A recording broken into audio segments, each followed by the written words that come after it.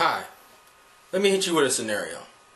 Let's say you're a good kid. You have generally nice personality. You went throughout your life very happy, enjoying everything for the moment. You did very well. Your family was very supportive. You got a good job. You made good grades. You went to college. You joined a firm or something. You gained a significant other. You even fell in love. Everything was going great for you. And then one day, your family gets into a car accident. Your loved one gets hospitalized with some type of unknown, uncurable disease. And on top of all of that, the job where you work is being closed down. How could God take everything away from you in the course of a day? Why would He take it away from you? What have you done wrong? You begin to resent God. And as you're walking away from the hospital, a car going too fast in the rain and didn't see you runs you over and you die.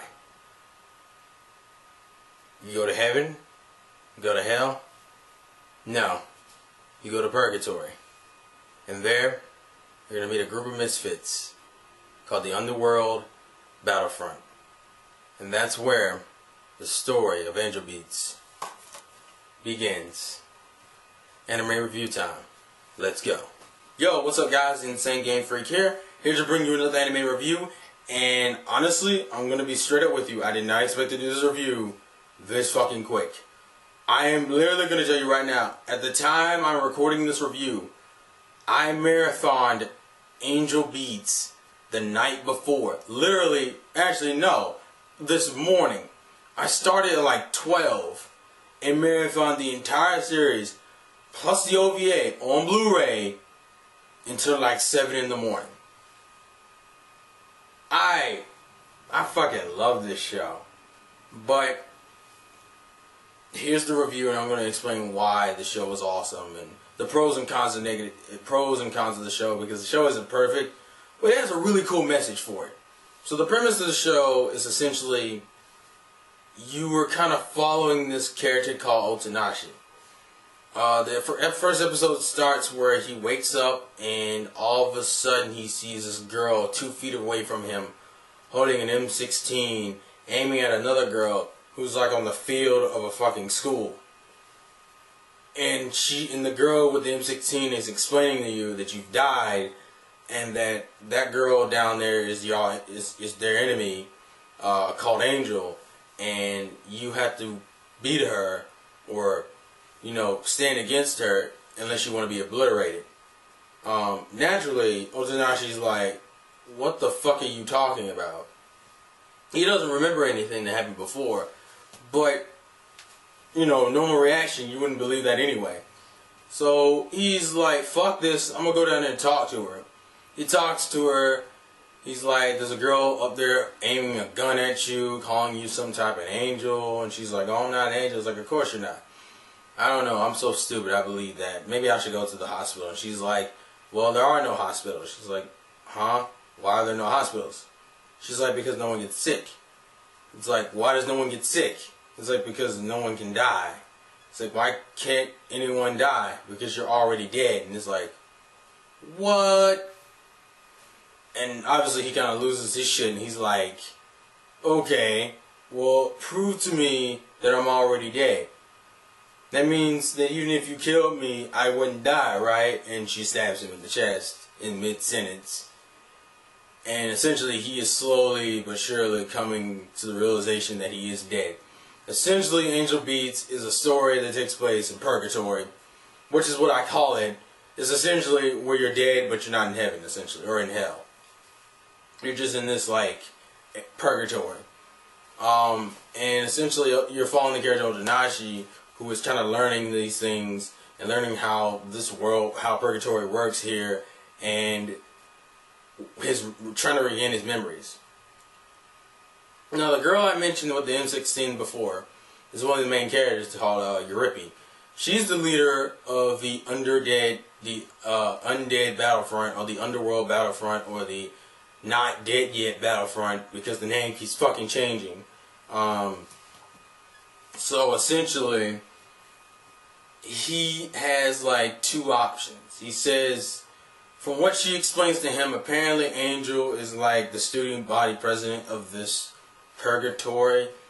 And so she's like the, not God, obviously, but like kind of a governing force around them. And the whole point of the Under Dead or Not Dead Yet Battlefront is to beat Angel and to essentially rule over purgatory. Which, if you're someone like me, the obvious reaction you're gonna have to this is, what the fuck are you on? Like, that was like my initial reaction to that whole situation. But he didn't, but you know, Otonashi didn't have anything else, you know, didn't really know anything else. He had two options. He could either be obliterated by Angel, or he could join this group and slowly recover his memories and then make his true decision on his own. So he decides to go with the latter and join up. The anime series is literally just following him through him regaining his memory and all the events that happen around it. Now, a lot of people are gonna go, "Oh, God, it's one of those retardedly deep animes." Yes and no. This series is really comedy and comedy oriented too, which really takes off like the ridiculous stress you would get at certain points in the episodes because of deep thoughts running through your head, which will happen a few good times in this series. I mean, you're dealing with the concept of God in purgatory. I mean, obviously, this wasn't going to be fucked around with. So the series is literally a mix of romance and comedy. So you're not really dealing, so it's kind of a good balance of like deep emotional plot with retarded antics. And the closest anime I can relate this whole situation to is kind of Haruhi Suzumiya, ironically. Mind you, I'm not a huge fan of that show, but the beginning of it has a very similar setup. Like, as soon as I saw Not Dead Yet Battlefront, I was like, SOS Brigade. This is like, it's basic. So it's a show that kind of balances out both sides. Also, don't take like what it is at the beginning for the premise of the entire show, because it's not. Also, don't take the term obliterated that they use too seriously, because that's really not what it is. But you'll find out later. In terms of characters, there's really only the ones I'm about to name off the ones you really need to give a shit about. Everyone else is kind of either there for comedy purposes for the most part. So you have Otonashi, Yurippy, Angel, Nayoi, Hinata, and Yui, yeah. Those are like the 6 you really need to worry about. Yui, honestly, you don't really need to worry about in terms of plot pushing, but in terms of her having a particular backstory, yeah. Essentially, the reason why all these kids are fighting against Angel and quote-unquote God and trying to rule purgatory is kind of relating to that whole example thing I threw at you guys at the beginning of the review. All these kids have supposedly been screwed over by God in some way in their original, like in their living lives, and so they essentially lost faith in God, or just don't forgive God, or have some, you know, distrust with God. So they're not really gonna just lay down and die for this being that fucked their lives over. And the reason why I say supposedly is because you don't really find out backstories for all the members, which is why I say this is probably one of the biggest cons of Angel Beats. It's 13 episodes, and obviously you weren't going to get every character in there. So to me, that's a con, which sucked, because Angel Beats actually is set up in a way that you kind of want to know the backstories for all your characters. Like, literally, those 6 characters I named are like the only 6 that get backstories. And some of those characters aren't like old members of the brigade. Like, and out of those 6, one of those 6 has like a bullshit backstory. But I'm gonna give you Yurippy's backstory to explain kind of how the backstories are kind of set up in terms of the resentment of God thing. Yurippy's backstory is given to you in episode 2, so it's not that much of a spoiler. Essentially, Yurippy's backstory is that she had 3 younger siblings. She had 2 younger sisters and 1 younger brother. Her life was happy, family, mother, father, everything was cool. And one day, her parents went out and left them in the house by themselves, which automatically screams bad parenting. But I'm not gonna dwell on that for too long. But essentially, they're left in the house, and these robbers come in there and try to take the shit. Essentially, you can kind of see where this is going. But essentially, what happens is, since Euripia was the oldest out of the four, she was made to go find valuable shit because they couldn't find it. The robbers gave her an ultimatum. It was like, every 10 minutes you can't find me some shit, I'm killing one of your siblings. After 30 minutes, all of them were dead. She was like the only one alive. They killed all of her siblings. And so her resentment towards God is, why in the hell did you let this happen to me? And we were only kids. We didn't do anything wrong. You just essentially took that away from us. Like you took away the siblings' lives. Why would you do that? It's kind of how the resentment thing works. We don't really get that much backstory beyond that, but that was kind of all we needed for Euripia, at least. One of the other backstories that's kind of bullshit, and to me still doesn't, even after watching the entire series, doesn't really make too much sense, is Hinata's. He was kind of a key player into Yui and other characters, but his backstory is kind of dumb, and I don't really mind spoiling this, because I think this comes in like a few episodes after, and his doesn't really make sense on what, in terms of resentment of God. He's like, apparently he was a baseball player, they were in a game, there was a pop fly to second, if he had caught the ball, they would have won the game, and I guess there was a lot of riding on it. It's implied anyway.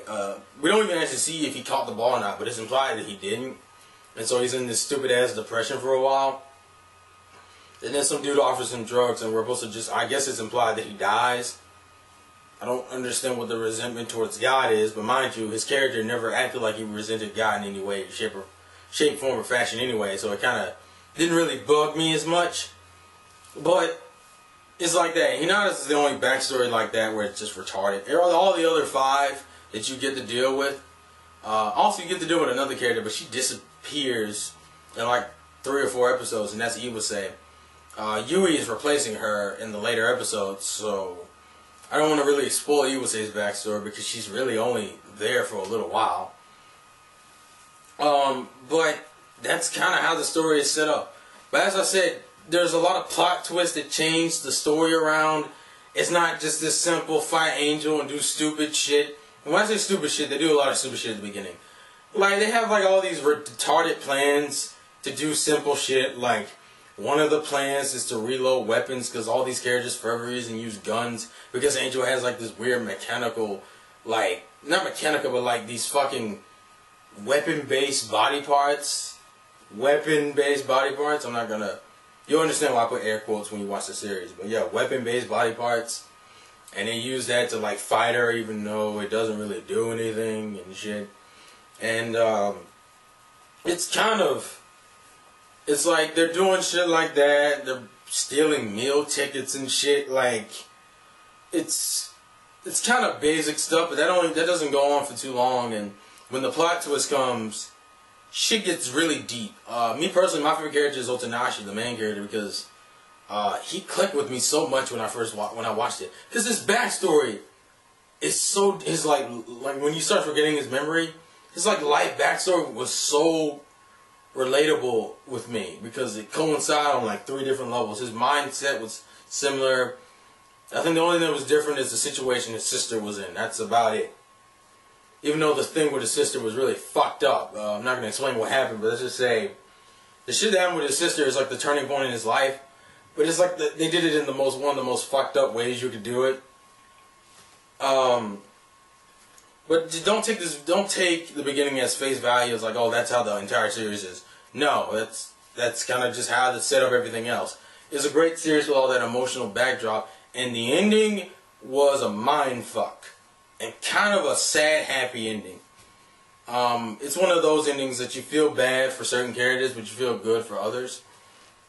And it's implied after the credits roll that it was actually more of a happy ending, but I don't know. That final scene kind of bugged the shit out of me.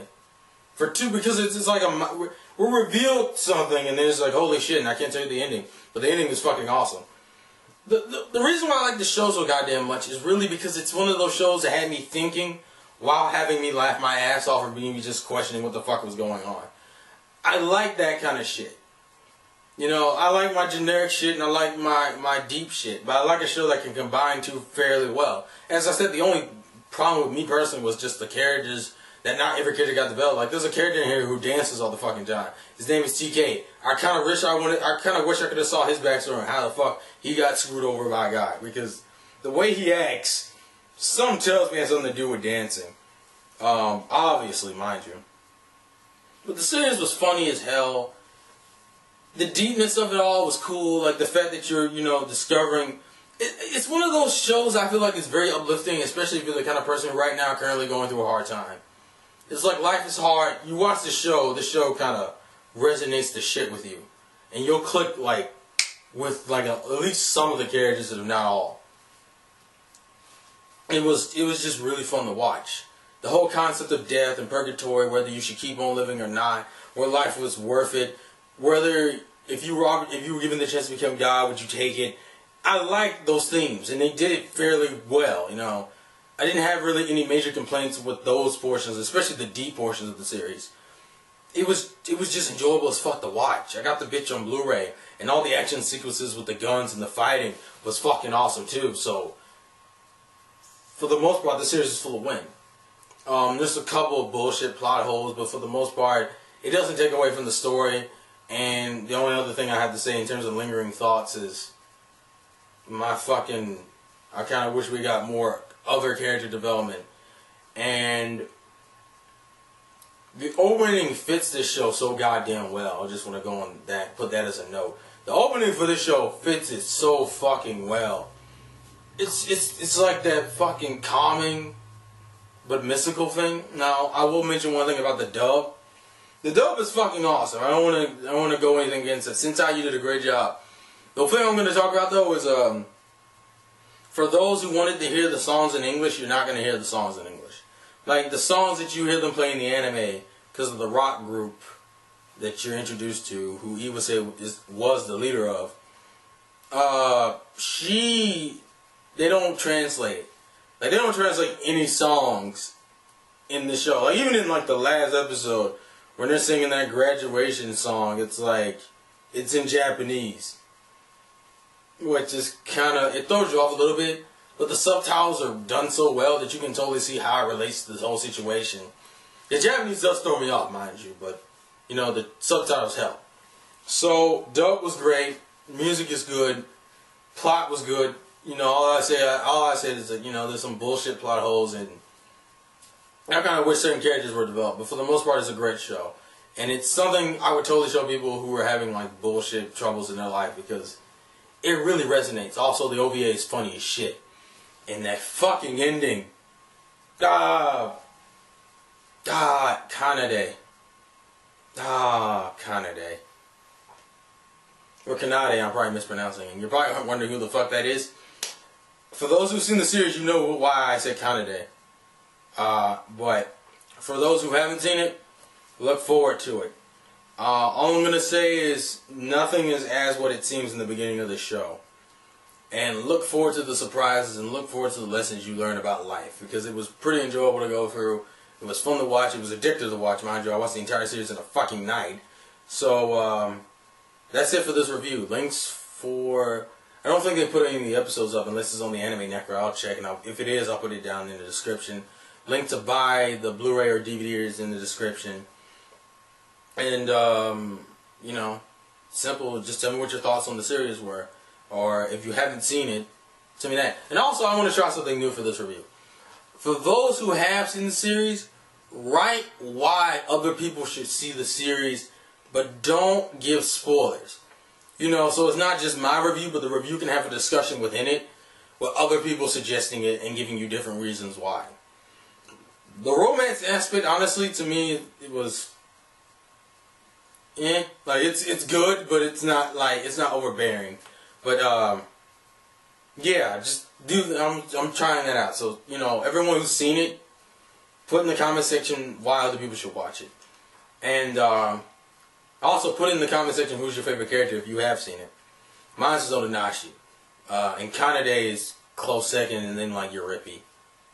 Hinata and Naoi and Yui are cool. Naoi came off really gay after a point. I'm not gonna explore who he is because he's kind of a part of a plot twist. But anyways, this has been my Angel Beats review. Left the gameplay to win. Just, you know, shit in the description. Do your comment thing. Like and favorite if you want to, and subscribe if you want more anime reviews. And I guess I catch you guys later. Peace. Life is always worth living because you only get one shot at it. What's the point of wasting that if you're gonna die anyway? Peace.